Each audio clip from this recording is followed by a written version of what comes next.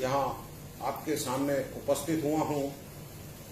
कुछ चंद बातें मैं माननीय हमारी मुख्यमंत्री श्री ममता बनर्जी से पूछना चाहता हूँ कि आप पश्चिम बंगाल की ऐसी दुर्दशा क्यों करना चाहती हैं।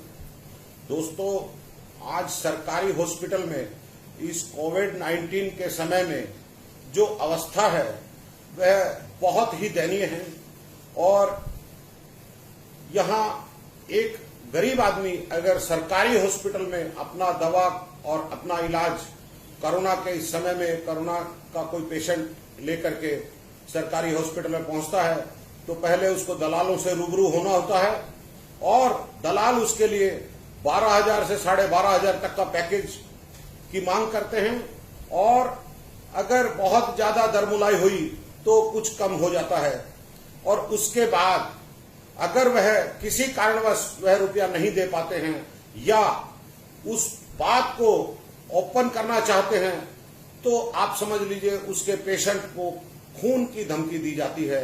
ये हालात हैं यहाँ के सरकारी हॉस्पिटल्स के। तो मैं दीदी से पूछना चाहता हूँ कि दीदी यह परिस्थिति ऐसी क्यों, आपको इसका जवाब देना चाहिए। आप स्वास्थ्य मंत्री हैं और स्वास्थ्य मंत्री होने के नाते और मैं एक नागरिक भारत का और पश्चिम बंगाल का रहने वाला आपसे यह सवाल पूछना चाहता हूं कि ऐसा पश्चिम बंगाल में क्यों।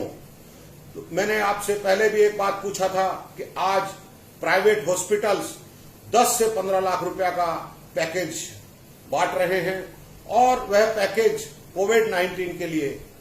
तो कोविड-19 में आज ये प्राइवेट हॉस्पिटल 10 से 15 लाख रुपया का पैकेज क्यों और किसके इशारे पर, क्या इसकी जरूरत है? फिर भी यहाँ के लोगों को लूटा जा रहा है, उसका आपको जवाब देना चाहिए। यह किसके इशारे पर और क्यों कर रहा है, क्यों हो रहा है। आज मैं आपसे पूछना चाहता हूं कि लोगों को खून की धमकी क्यों दी जाती है। इन गरीब पश्चिम बंगाल के गरीब लोगों को खून की धमकी दी जाती है और उसमें आप चुप हैं।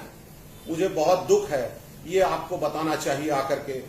और मैं एक बात पूछना चाहता हूं, आज शिक्षा को लेकर के, शिक्षा पाने का आप छात्र छात्राओं से अधिकार क्यों छीनना चाहती हैं और आप कहती हैं कि आज के दिन आपको शिक्षा में फीस प्राइवेट स्कूलों को नहीं पढ़ानी चाहिए।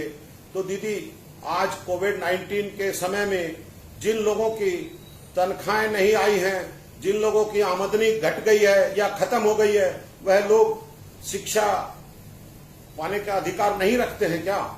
इस विपत्ति की घड़ी में उन स्कूलों को भी ध्यान देना चाहिए कि जो शिक्षा में 10-10% की फीस की बढ़ोतरी का जबरदस्ती उनके परिवार वालों के ऊपर बोझ डालना चाहते हैं।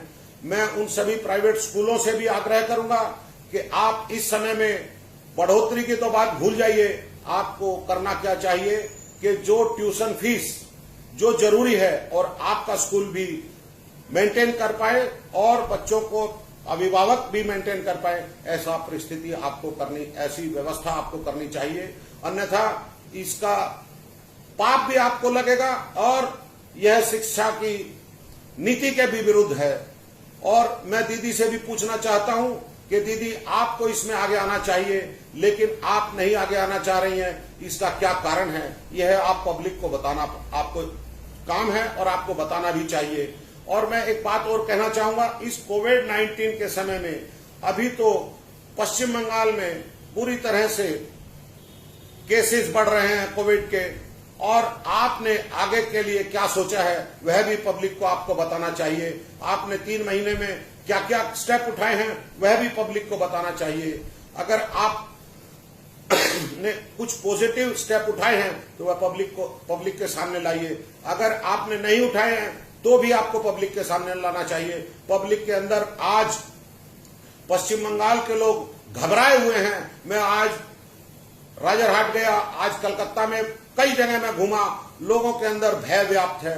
लोग आज बड़ा बाजार की आधे से ज्यादा दुकानें बंद हैं, आधे से ज्यादा ऑफिसेज बंद हैं, बसों में भीड़ नहीं है, लोग बाग आना जाना नहीं चाह रहे हैं। क्यों ऐसी परिस्थिति क्यों है आखिर? उसके लिए आपको आगे आना चाहिए और जवाब देना चाहिए और देना पड़ेगा आपको। जय हिंद, वंदे मातरम, भारत माता की जय।